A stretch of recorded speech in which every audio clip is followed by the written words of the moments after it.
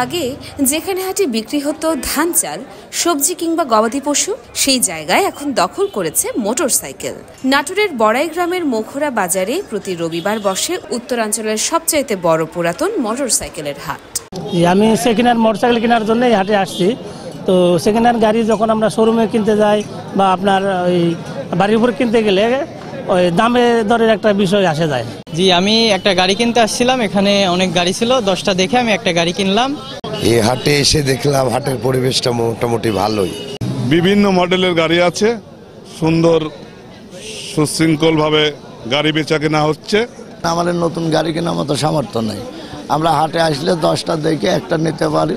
দুপুর 1টা থেকে রাত 8টা পর্যন্ত এখানে দেশের বিভিন্ন জেলা থেকে ভিড় জমায় ক্রেতা বিক্রেতারা। পুরনো মোটরসাইকেল পাওয়া যায় সাশ্রয়ী দামে। হাটের ইজারাদার রুবেল জানান, পুরাতন মোটরসাইকেল কেনা বেচার বড় হাটের অভাব থেকেই এই উদ্যোগ। ক্রেতাদের খাজনা 800 টাকা, বিক্রেতাদের 500 টাকা।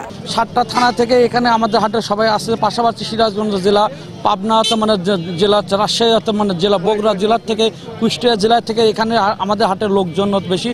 বা অন্য জায়গাতে আজকে আমাদের হাটে যেমন টাঙ্গাইল, সিলেট থেকে লোকজন এসেছে। আর আমাদের হাটে একটা কথা আমরা যেটা বিশেষ করে সবসময় বলে যায়, যারা গাড়ি বিক্রি করতে যারা আসবেন এই হাটে অবশ্যই ভোটার আইডি কার্ডের ফটোকপি বা পাসপোর্ট সাইজের ছবি নিয়ে আসবেন, আমরা নাম পরিবর্তনের জন্য। নিরাপত্তায় রয়েছে থানার সমন্বয় ও সিসিটিভি নজরদারি। গাড়ির কাগজপত্র যাচাই করায় প্রতারণার ঝুঁকিও কম এখানে। এখন এটি শুধু হাট নয়, বরং মোটরসাইকেল প্রেমীদের এক মিলন মেলায় পরিণত হয়েছে মোখরা বাজার।